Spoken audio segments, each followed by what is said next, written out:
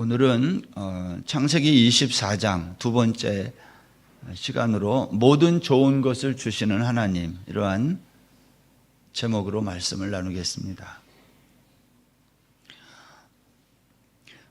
여러분, 다른 창세기 12장부터 우리가 23장까지 살피고 24장을 살피고 있지만 성경은 겉으로 볼 때는 무슨 사람이 죽고 무슨 땅을 사고 결혼하고 이러한 우리의 삶을 이야기하는 것 같처럼 보이지만 사실은 그러한 이야기를 통해서 하나님이 우리를 어떻게 구원하고 있는지를 기록한 책이에요. 이걸 늘 잊어서는 안 됩니다.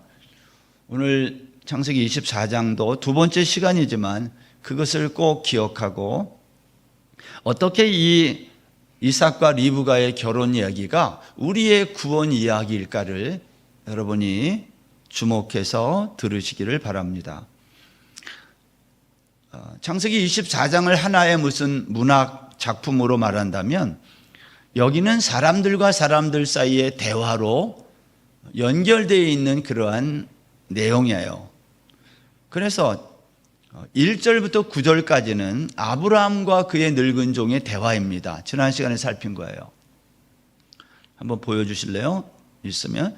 그리고 10절부터 28절까지는 아브라함의 늙은 종과 리브가의 대화 이야기입니다. 장소는 바뀌었어요. 가나안에서 메소포타미아로 온 거죠. 그리고 29절부터 61절까지는 이제 아브라함의 종과 라반의 대화입니다. 라반은 리브가의 오랍인데 이 두 사람의 대화가 역시 메소포타미아 나홀성에서 진행이 됩니다. 그리고 마지막 62절부터 67절은 이삭과 리브가의 대화, 이것도 가짜가 빠졌는데 가나안 헤브론 땅에서 이루어진 이야기로 이렇게 구성이 되어 있어요. 우리는 지난 시간에 아브라함이 받은 범사의 복, 완전한 복이 뭐냐? 그것은 영원한 생명의 복인데 창조시부터 하나님이 주신 복이다 그랬어요. 하나님은 이 영원한 생명의 복을 우리에게 주시기 위해서 언약을 하셨어요. 말씀으로 약속을 하셨어요. 그리고 이 언약을 이루기 위해서 갈대아 우리에 살던 한 사람 아브라함을 택하여 부르셨어요. 그런데 그 아브라함이 이제 나이가 많아 늙었고 그의 아내는 이미 죽었어요. 그러면 언약을 맺은 당사자들이 죽으면 하나님의 언약은 어떻게 되는 걸까? 언약을 받은 사람이 늙어 죽으면 그 언약을 이룰 수 없게 되는 거예요. 그래서 하나님은 아브라함과 맺은 언약을 계속 잇게 될 이삭의 씨를 얻기 위해서 이삭의 아내가 될 여자를 메소포타미아 자기 고향에 가서 데리고 오게 한 겁니다. 지난 시간 우리는 이 일을 위해 자신의 고향에 종을 보내는 아브라함과 보냄을 받는 이 종 사이의 대화를 살펴봤어요. 저는 그 이야기를 하면서 창세기 24장 전체를 말씀을 드렸는데 창세기 24장은 한마디로 말하면 여자 아브라함의 이야기다, 그런 말씀을 드렸어요. 왜 리브가가 여자 아브라함인지를 여러분이 아셔야 돼요. 지난 시간에 이 말씀을 이미 드렸습니다. 믿음으로 떠났다. 아브라함도 갈대아 우르를 믿음으로 떠났고 리브가도 믿음으로 떠났으며 우리들도 믿음으로 떠나야 된다, 이렇게 말씀을 드렸어요. 그것이 우리의 구원의 이야기예요. 여러분, 오늘은 아브라함의 종이 메소포타미아 이 나홀성에 도착한 다음 그곳에서 만난 여자 리브가와 나눈 대화입니다. 1절에서 아브라함은 여호와께 범사의 복을 받았다. 그렇다면 우리는 이제 범사의 복을 아브라함이 그의 종에게 명한 이삭의 아내 될 여자를 자기 고향에 가서 데려오라고 한 이 일이 과연 어떻게 진행될 것인가? 다른 말로 하면 이 일이 평탄하고 순조롭게 이루어질 것인가? 그렇지 않을 것인가를 살펴볼 필요가 있다는 겁니다. 또 하나, 이 일을 위해서 아브라함이 종을 통해 보낸 예물이 있어요. 낙타 10마리에 싣고 보낸 그 예물, 그 예물의 정체가 도대체 뭘까? 아브라함은 자기가 늙은 종을 통해 낙타 10필에 실어 보낸 이 모든 좋은 것이라고 했는데 도대체 그게 뭐냐는 거예요. 여러분, 오늘 10절 말씀에 보면, 본문 10절에 보면, 이에 종이 그 주인의 낙타 10필을 끌고 떠났는데 곧 그의 주인의 모든 좋은 것을 가지고 떠나 메소포타미아로 가서 나홀의 성에 이르렀다. 여러분, 성경은 아브라함이 종을 보낼 때 낙타 10마리를 끌고 가게 했는데 그 10마리의 낙타는 아브라함의 소유 중에 일부였어요. 그런데 이 낙타 10마리를 그냥 보낸 게 아니라 필요한 물건을 거기에 싣고 갔다는 거예요. 그런데 10절에서 낙타 10마리가 싣고 간 예물의 구체적인 목록이 없어요. 다만 이렇게 말했어요. 주인의 모든 좋은 것, 이렇게 했어요. 그래서 오늘 우리가 주목해서 생각할 것은 주인의 모든 좋은 것이 도대체 뭐냐는 거예요. 왜 이렇게 표현했을까 하는 거예요. 여러분, 우리가 또 보겠지만 22절에 가보면 아브라함이 보낸 낙타에 실어서 보낸 그 주인의 모든 좋은 것은요, 거기 뭐라고 되어 있어요? 반세겔 무게의 금 코골이 하나. 반세겔. 한 세겔이요 11.4g이에요. 반세겔이면 6g이 안 돼요. 그리고 또 뭘 가져갔다고 했냐면, 줬다고 했냐면 10세겔 무게의 금 손목걸이 한 쌍. 10세겔이면 한 세겔이 11.4g이니까 114g이에요. 근데 이게 아브라함이 준 모든 좋은 것의 전부예요. 이걸 낙타 10마리에 싣고 갔어요. 이상하죠? 그래서 이제 우리가 성경을 좀 봐야 되는 거예요. 여러분, 성경은 낙타 10마리가 싣고 간 예물의 구체적인 목록을 주인의 모든 좋은 것이라 이렇게 말했는데 결국 이 예물은 아브라함이 이삭의 아내가 될 여자에게 줄 청혼 예물과 같은 거예요. 그런데 생각해 보세요. 이삭의 아내가 될 여자가 누구인지 아직 몰라요. 그리고 한 달이라고 하는 긴 여행길을 가야 됩니다. 그동안 어떤 일이 일어날지도 모르고, 그런데 낙타 10마리의 아브라함이 소유한 모든 좋은 것 전부를 가지고 가게 했다. 왜 이렇게 성경은 말할까 하는 거예요. 아브라함의 이와 같은 행위는요, 그의 믿음과 무관치 않다는 걸 기억해야 돼요. 만일 아브라함에게 믿음이 없었다면 아브라함의 이런 행동은 불가능하다, 그런 말이에요. 제가 오늘 일부 설교 때는 첫 시간에 처음에 이렇게 얘기했어요. 오늘 여러분이 설교를 들을 때 태국말로 똑짜이 할 거라고 그랬어요. 깜짝 놀랄 만한 말씀을 듣게 된다 그랬어요. 왜냐? 저도 그동안 한 번도 깨닫지 못했던 말씀을 설교 준비하다가 알게 돼서 그래요. 여러분도 마찬가지가 될 건데 정말 그런 거야? 이렇게만 생각할 분이 계실 것 같아서 오늘 설교는 여러 번 들으시면 좋겠다는 생각이 듭니다.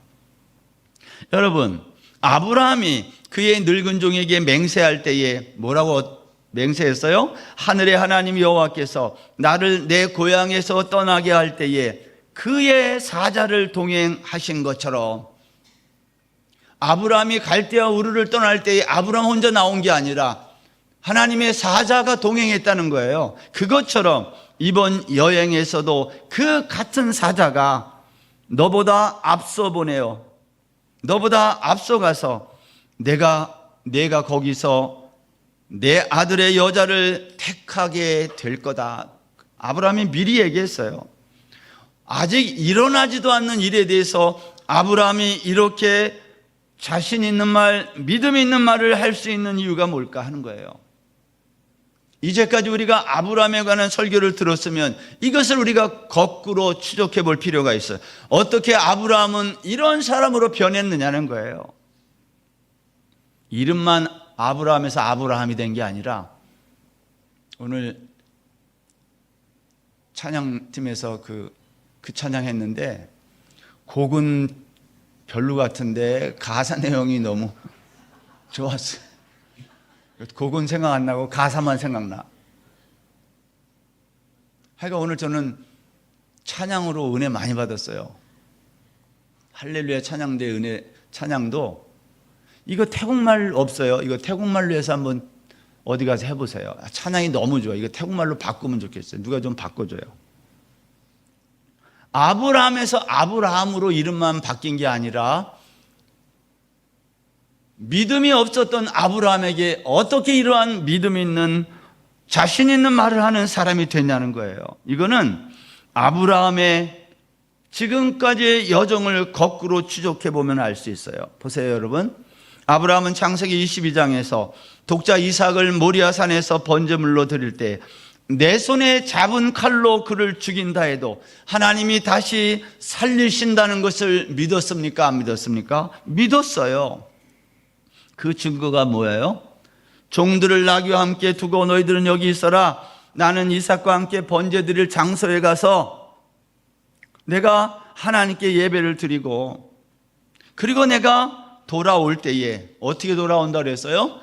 우리가 너희에게로 돌아오겠다 그랬어요. 우리는 혼자가 아니라 누구랑 같이 온다는 거예요. 그게 누구겠어요? 이삭은 안 죽는다. 그러한 믿음이 아브라함에게 있었다 그 말이에요. 뿐만이 아닙니다. 이삭을 결박한 다음에 칼을 잡고 이삭을 죽이려고 할 때 하늘로부터 여호와의 사자가 아브라함아 아브라함아 부르면서 내가 이제야 내가 하나님 경외하는 줄을 알았다고 할 때에 아브라함이 그때 눈을 들어가지고 주변을 살펴봤다는 거예요. 왜 주변을 살펴요? 아브라함은 그것을 아는 거예요. 이삭이 안 죽는다. 대신 이삭을 대신하여 드릴 번제물을 하나님이 미리 준비했을 거다. 그 번제물을 아브라함은 주변을 보며 살핀 거예요. 여러분, 아브라함은 하나님이 나를 위해서 번제물을 준비했을 거라고 하는 그 하나님, 우리 그 하나님을 뭐라고 그랬어요? 여호와 이레의 하나님을 믿었다 그랬어요. 이게 아브라함의 믿음이에요. 이삭의 번제 사건이 창세기 22장에서 이렇게 마치고 나서 곧장 23장으로 가야 되잖아요. 근데 22장이 이렇게 마치지 않고 뜬금없이 창세기 11장 제일 끝에 나왔던 아브라함의 형제 나홀의 족보가 열거돼요. 아무 관계 없어요, 이 족보가. 근데 나홀의 족보가 이삭의 번제 사건과 아무 연관이 없어 보임에도 불구하고 여기에 나홀의 족보가 붙어 있다는 거예요. 왜? 성경은 그 어느 것 하나도 그냥 써 있는 게 없어요.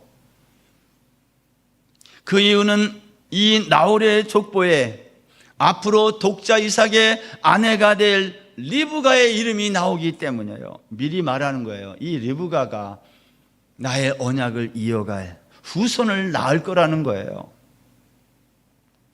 하나님의 언약은 언약을 받은 사람이 죽는다 해도 끊어지지 않고 계속 이어진다는 것을 성경은 족보를 통해서 미리 말한 것입니다. 그런 점에서 나홀의 족보 이야기는 또 하나의 여호와의 이레를 설명하는 거예요. 여호와 이레가 메아리 치고 있는 거예요. 창세기 22장은 그런 얘기예요. 그리고 이어진 23장은 아브라함의 아내 사라가 죽는 이야기예요. 아브라함은 죽은 아내의 시신 앞에서 울다가 슬퍼하다가 일어나 헷족 속에게 가서 아내의 매장지 묘지를 구입해요. 이거 다 설명한 거니까 제가 생략합니다. 아브라함의 이 행동을 우리는 뭐라고 말했어요? 아브라함은 울다가 거기서 일어났는데 그 일어났다는 말을 설명하는 히브리 단어는 부활을 믿는 행동이라고 그랬어요. 아브라함은 자기 아내가 죽었지만 부활할 거라는 것을 믿었다는 거예요. 여러분, 아브라함의 믿음은 처음부터 이러한 믿음이 아니라고 했어요. 아브라함은 처음에 거짓말쟁이였고요, 또 두려워 떠는 자였어요. 그래서 비겁한 사람처럼 성경에서 등장하는 거예요. 그러나 그가 할례를 받은 이후에 독자 이삭을 번제로 드리는 사건을 기점으로 해서 그는 전혀 다른 사람으로 변해가고 있었어요. 믿음의 정상에 이르렀다는 말이에요. 신앙생활은 어느 날 갑자기 믿음의 정상에 올라가는 게 아니라 이와 같은 삶의 여정 속에서 믿음이 자라나는 거예요. 여러분도 마찬가지. 처음에 믿을 때는 뭔 말인지 잘 모르고, 그러나 시간이 가면서 나이가 들면서 믿음의 사람으로 바뀌어야 되는 거예요. 예수만 오래 믿으면 믿음이 생기는 게 아니에요.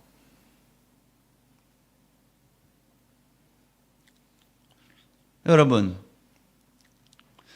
그리고 창세기 24장 오늘 본문은요, 그 아브라함의 믿음의 절정, 그 믿음이 무엇인지를 우리에게 또 보여주는 이야기예요. 이렇게 24장이 끝난 다음에 25장에 가면 아브라함이 죽어요. 우리 모두가 다 그렇게 죽어야 돼요. 믿음의 사람으로 완성되어 죽어야 그 사람이 하나님의 사람이에요. 아직까지 나는 아브라함이 이와 같은 믿음의 최고의 자리에 있지 않다고 생각하는 분들은 아브라함의 여정을 반복해서 읽어보십시오. 여러분, 창세기 24장 오늘 본문에서 아브라함의 믿음이 무엇인지를 어떻게 보여주고 있습니까? 그 첫 번째 얘기가 이삭의 여자가 될 리브가를 위해 아브라함이 보낸 선물, 청혼 예물이에요. 성경은 그것을 주인의 모든 좋은 것이라 그랬어요.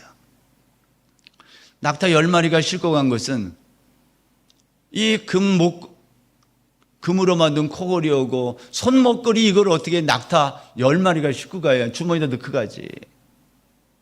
낙타 10마리에는 여행길에 필요한 모든 것들을 실었을 겁니다. 그 위에 여러 가지 짐들. 그런데 성경은 아브라함이 주인의 이 늙은 종이 주인의 모든 좋은 것을 가지고 간다고 말했어요. 그렇다면 주인의 모든 좋은 것이란 뭐냐는 거예요. 왜 이렇게 성경이 표현을 했을까요? 우리가 오늘 그것을 좀 살펴볼 필요가 있습니다. 마태복음 7장 9절에 가면 너희 중에 누가 아들이 떡을 달라 하는데 돌을 주며 생선을 달라 하는데 뱀을 줄 사람이 있겠느냐? 너희가 악한 자라도 좋은 것으로 자식에게 줄 알거든. 하물며 하늘에 계신 너희 아버지께서 구하는 자에게 좋은 것으로 주시지 않겠느냐? 이런 말씀이 있어요. 기억나시죠? 여기서 좋은 게 뭐냐는 거예요. 누가복음에 가면 좋은 것을 누가는 성령이라 그랬어요. 누가복음 11장 13절 너희가 악할지라도 좋은 것을 자식에게 줄 알거든. 하물며 너희 하늘 아버지께서 구하는 자에게 성령을, 좋은 것을 주시지 않겠느냐 하시니라. 여러분, 누가복음 11장은요 예수님이 산상설교를 통해서 기도를 가르치시고 그리고 나서 한 비유 이야기를 들려주셨어요. 주기도문을 말씀하고 그 주기도문을 다시 잘 알아듣도록 하기 위해서 예수님이 말씀한 비유 이야기가 뭐예요? 밤중에 친구를 찾아가 떡 3덩이를 빌리는 이야기예요. 밤중에 찾아온 한 친구가 떡 3덩이를 구워달라고 하자 자다가 말고 준비되지 않았던 이 친구는 또 다른 친구에게 찾아가 그 밤에 떡 3덩이를 구하는 이야기예요. 예수님이 말씀했어요. 너희들 생각해봐라. 떡 3덩이를 구하러 찾아온 친구를 위해 잠자다 말고 다른 친구를 찾아가 떡 3덩이를 구하는 이 친구의 간청, 요구. 이 요구를 그 친구가 듣고 문우님이 다쳤고 아이들이 나와 함께 침실에 누워서 떡을 줄 수 없다고 말하는 거예요. 그런데 그 친구가 나중에 어떻게 얘기해요? 비록 벗됨을 인하여는 떡을 줄 수 없지만 그 간청함을 인하여 그 요구대로 주겠다는 거예요. 예수님이 이거 말하는 거예요. 너희들 이 비유 이야기를 내가 왜 하는지 아니? 주기도문을 말하고 나서 이 비유 이야기를 또 말하는 이유를 너희들 알겠니? 예수님이 묻는 거 아닙니까? 여러분, 벗됨을 인하여 라는 말, 친구라는 인간 관계 때문에는 내가 떡을 줄 수 없지만 밤중에 찾아와서 이 뻔뻔하고 부끄러움도 모르고 요구하는 그 너의 간청함 때문에 준다는 거예요. 그렇다면 여기에 키는 뭐냐면 밤중에 찾아온 이 친구는 왜 이렇게 뻔뻔하고 무례하게 요구하냐는 거예요. 그 다음날 가서 아침 시간에 가서 달라고 그래야지. 이 밤 시간에 잠자는 시간에 가서 떡 3덩이를 요구하는 이 무례함은 도대체 뭐냐는 거예요. 이게 이제 예수님의 비유를 이해하는 키예요. 여러분, 유대 사회에서 친구라는 것은요, 목숨을 같이 할 수 있는 관계를 친구라고 그러지, 우리처럼 차 한잔 마시고 밥 먹는 사이를 친구라고 안 해요. 요한복음 15장 13절 보시면 사람이 친구를 위하여 자기 목숨을 버리면 이보다 더 큰 사랑이 없나니 너희는 내가 명하는 대로 행하면 곧 나의 친구라. 유대인에게 친구는 목숨을 버릴 수 있는 관계예요. 그렇다면 여러분, 왜 이 친구는 떡 3덩이를 구했을까 하는 거예요. 유대인들에게 이 3이라는 숫자는요, 하늘의 숫자라 그랬어요. 이 친구가 밤중에 구하는 왜 떡이 하필이면 3덩이예요? 이 3덩이라는 말 속에는 이 떡은 있어도 되고 없어도 되는 그러한 떡이 아니라 반드시 있어야 된다는 거예요. 왜? 이 떡은 없으면 죽는 거예요. 무슨 말일까요? 배고파서 달래는 떡이 아닌 거예요. 이것은 하늘의 진리, 생명의 떡을 구하고 있는 거예요. 친구가 구하는 떡 3덩이는 없으면 죽기 때문에 반드시 있어야 되는 하늘의 양식을 말하는 거예요. 누가가 기도에 관한 예수님의 이야기 끝에 이 밤중에 떡 3덩이를 구하러 온 이 비유 이야기를 붙이고 그 마지막에, 이 모든 이야기의 마지막에 결론을 맺었어요. 그 결론이 무엇입니까? 하늘 아버지께서 구하는 자에게 성령을 주시지 않겠느냐, 이 말이 여기 나와요. 여러분, 밤중에 찾아온 친구가 구한 것은 성령이지 떡이 아니에요. 떡은 성령을 은유한, 메타포한 거예요. 왜 성령을 구했을까요?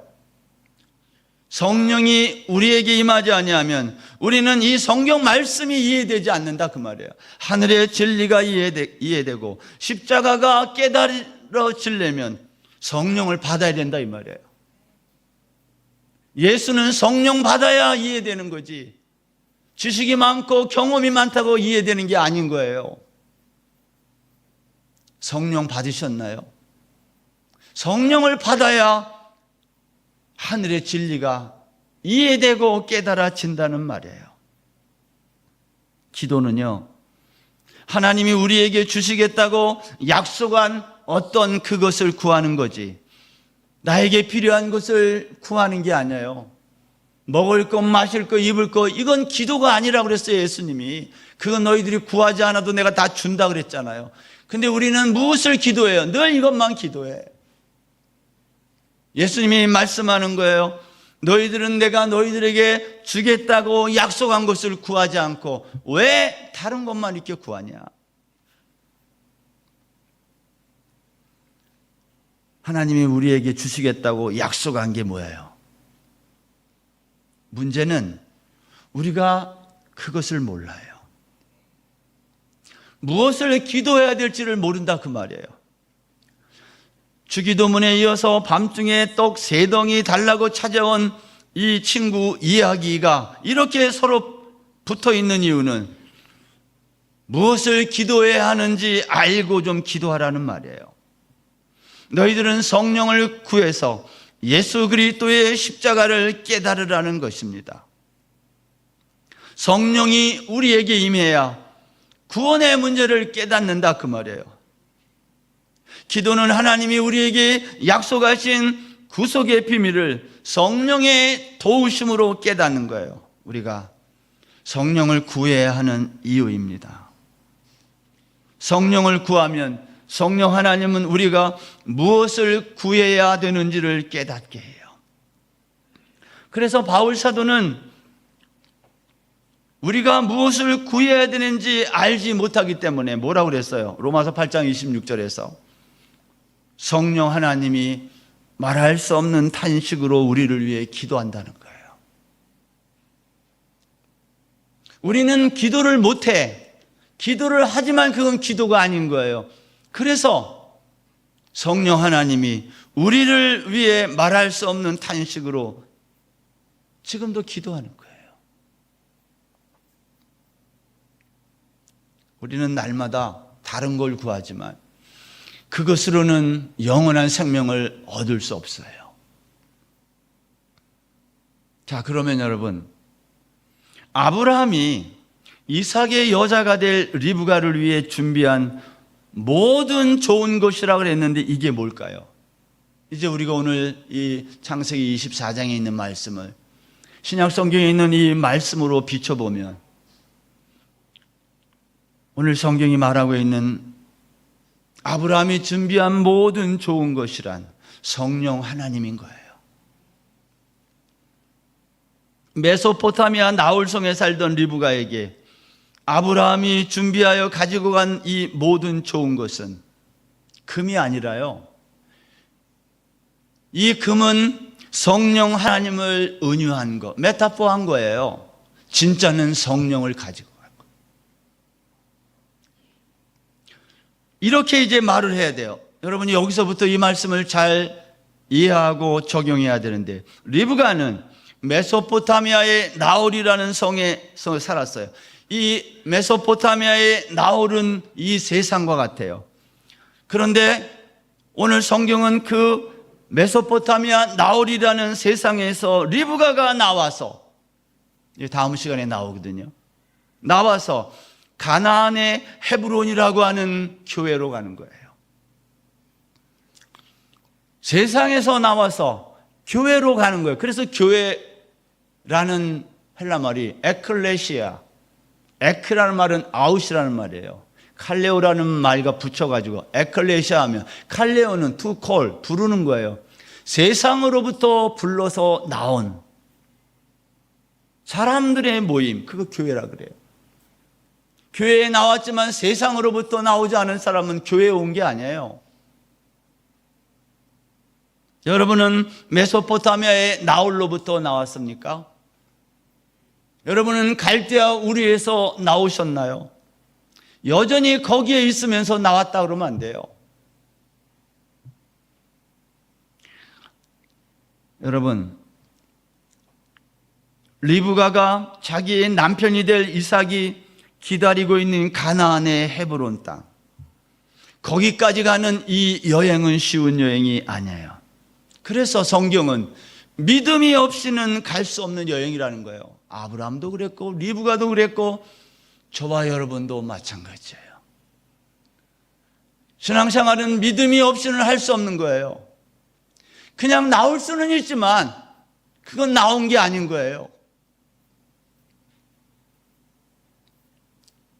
저 아래층에 있다가 13층으로 오는 것도 대단하지만 여기까지 와도 여전히 메소포타미아에 있으면 어떻게 해요? 그것은 아직 안 나온 거예요. 하나님은 이 세상에 살던 리브가와 같은 우리를 택하시고 부르셔서 예수 그리스도의 신부를 삼기 위해 부른 거예요. 그런데 우리가 하나님의 이와 같은 부르심에 순종하기 위해서 어떻게 우리가 이 말만 믿고 어떻게 믿어요? 하나님도 우리에게 뭔가 믿을 만한 무슨 미끼를 하나 던지셔야 되는 거 아니에요? 무조건 믿으라 그러면 어떻게 믿어요, 이걸? 하나님도 우리가 믿을 만한 뭔가를 주셔야 되잖아요. 바울 사도는 이것을 가리켜 보증이라 그랬어요. 디파짓. 고린도후서 1장 21절에 보면 다 같이 한번 읽어볼까요? 시작. 우리를 너희와 함께 그리스도 안에서 굳건하게 하시고 우리에게 기름을 부으신 이는 하나님이시니 그가 또한 우리에게 인치시고 보증으로 우리 마음에 성령을 주셨느니라. 성령은 뭐라는 거예요? 보증, 디파짓이에요.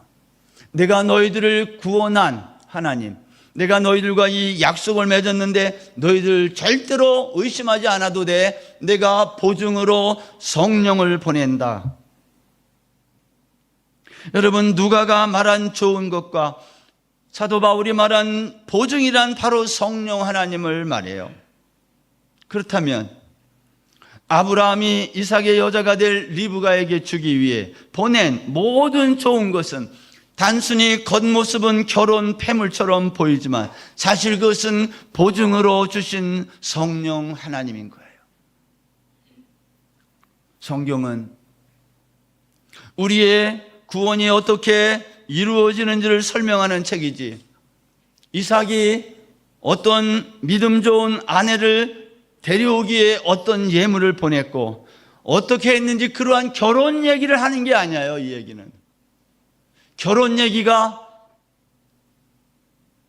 겉으로는 그렇게 나오지만 사실 그것은 우리의 구원의 이야기를 말하는 은유의 이야기예요. 그런 점에서 오늘 본문에 등장하는 이 인물들과 이 예물은요, 하나님의 구원 이야기를 설명하는 메타포, 은유예요. 그래서 이렇게 말할 수 있어요. 독생자를 이 세상에 보내신 성부 하나님은 아브라함으로 메타포한 것. 독생자 예수 그리스도는 이삭에 하나님이 보냈으니까. 그리고 구원의 보증으로 오신 성령 하나님, 이게 아브라함이 보낸 결혼 예물이에요. 리브가는 이 땅의 모든 교회와 성도인 저와 여러분을 말해요. 사랑하는 여러분, 오늘도 우리는 신랑 되신 예수 그리스도에게 성령의 보증을 받고 이 자리에 나온 거예요. 이것을 우리는 구원이라고 말해요.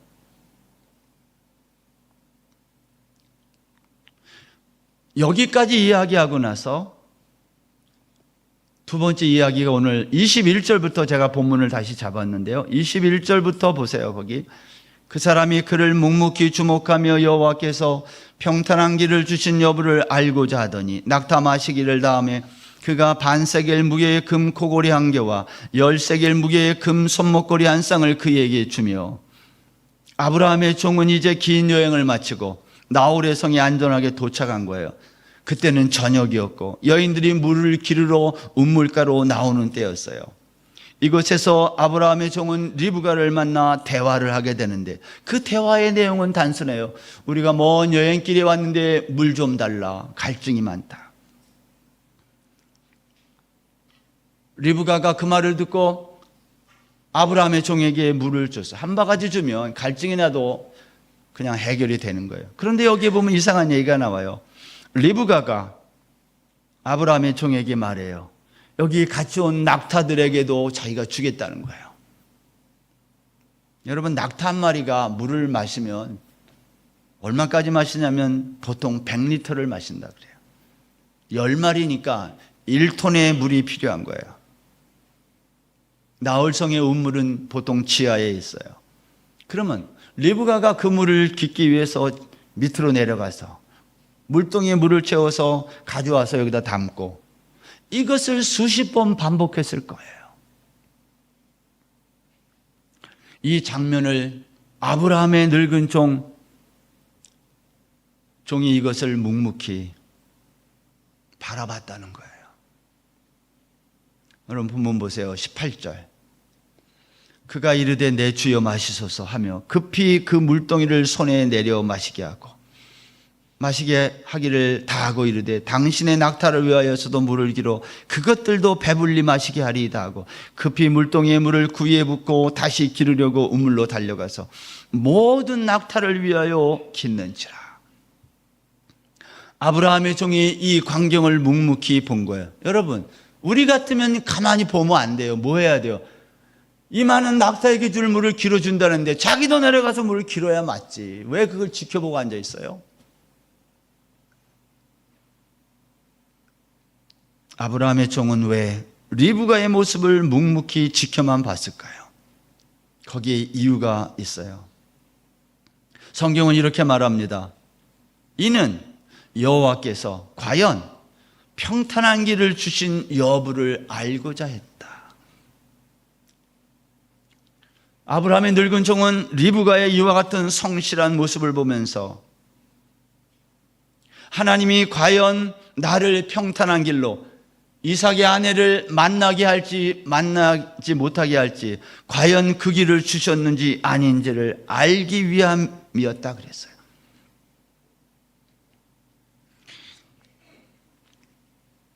여러분, 이 늙은 종은 어떤 사람이에요?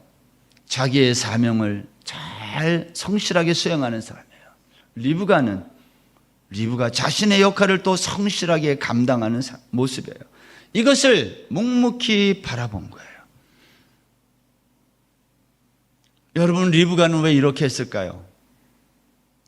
성경은 리브가의 이 일을 아무 이야기 없이 불평 한마디 없이 리브가의 이 수고를 지켜보는 사람과 리브가의 수고를 그대로 증거하고 있어요. 무슨 얘기를 성경을 하고 싶은 걸까요? 리브가의 이와 같은 성실한 모습은 이 땅을 살아가는 이 땅의 교회와 성도들의 삶의 모습인 거예요. 구원받은 성도는 어떻게 사는가? 이렇게 산다는 거예요. 이 땅의 성도들의 모습을 은유하고 있어요. 여러분, 우리는 어떻게 살아갑니까? 우리는 리브가처럼 이렇게 살아가고 있습니까?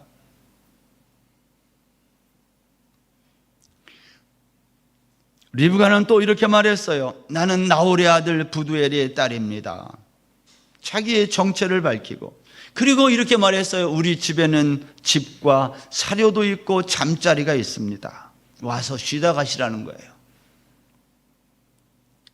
여러분, 이것은 마치 창세기 18장에서 할례를 받은 이후에 아브라함이 낯선 나그네 세 사람을 만나 왕처럼 극진히 환대하는 모습과 비교할 수 있어요. 열왕기하 4장에서 선지자 엘리사를 위에 수냄 여인이 작은 방을 짓고 선지자를 위해서 준비한 환대와 비교할 수 있는 이야기예요. 이 땅의 교회가 무엇을 하며 살아가야 되는지를 보여주는 거예요. 여러분, 이 말까지 들은 아브라함의 종이 뭐 하는지 아세요? 27절에 보면 하나님께 찬송하며 기도해요. 27절, 이르되 나의 주인 아브라함의 하나님 여호와를 찬송하나이다. 나의 주인에게 주의 사랑과 성실을 그치지 아니하셨사오며 여호와께서 길에서 나를 인도하사 내 주인의 동생 집에 이르게 하셨나이다. 낙타가 물 마시기를 다 하자 아브라함의 종은 리브가에게 준비한 예물을 줬어요. 아브라함이 준비한 모든 좋은 것이란 금 코골이 한 개와 10세겔 무게의 금 손목걸이 한 쌍이에요. 제가 이거를 금이니까, 또 여러분 돈 좋아하니까 제가 돈으로 오늘날 골드바로 해보니까 골드바 100g짜리 하나 정도예요. 그거보다 좀 더 돼. 골드바 있어요? 100g짜리? 가격이 이게 만만치 않아요. 근데 한 1,000만 원이 넘어요. 골드바 100g이면. 오늘날도 이렇게 작은 돈이 아닌데 이 당시에 아브라함이 준 모든 좋은 것이 이 금 코골이 한 개와 10세겔 무게의 금 손목걸이 한 쌍이라는 말은 좋은 것을 은유하고 있는 거예요. 여러분, 이것은 청혼 예물로 우리 주인의 아들과 혼인해 달라는 예물이었어요. 이 좋은 예물이 뭐냐? 성경에서 구원의 메타포예요. 하나님은 저와 여러분을 예수 그리스도의 신부로 삼기 위해 보증으로 가장 좋은 것, 그걸 성령이라 그래요. 성령을 보내신 거예요. 여러분, 창세기 24장은 어떤 믿음 좋은 배우자를 만나야 되는지를 말하는 이야기가 아니라 하나님이 우리를 어떻게 구원하시는지를 보여주는 구속의 이야기예요. 죽었다가 다시 살아난 이삭처럼 죽음에서 부활하신 예수님, 그분을 우리에게 보내시고 또 보증으로 성령 하나님을 보내신 구원의 이야기. 내가 너희를 신부 삼아 너희와 연합하고 한 몸을 이루어 너희가 비록 이 땅에서 났지만 내가 너희를 하늘의 백성으로 거듭나게 하여서 내가 너희들과 맺은 언약을 이루시겠다. 이게 성경 전체의 얘기일 수 있어요. 사랑하는 여러분, 하나님이 이 놀라운 구원의 이야기, 그것은 아브라함을 부를 때부터 시작돼서 지금까지 이어지고 있어요. 저와 여러분은 아브라함의 인생 여정 중에 어느쯤에 와 있나요? 아니면 리브가의 인생 가운데 어느쯤에 와 있나요? 우리는 성경을 보면서 우리 자신의 구원의 여정을 어느 지점에 와 있는지를 살펴봐야 돼요. 나는 믿음의 정상에 있는가 아니면 저 바닥에 또 있는가. 이 한 주간도 리브가의 믿음, 아브라함의 믿음처럼 나의 믿음이 최고의 정상에 올라가도록 오늘도 하나님의 말씀을 통해 날마다 믿음으로 한 걸음 한 걸음 걸어가는 저와 여러분 다 되시기를 주의 이름으로 축원합니다.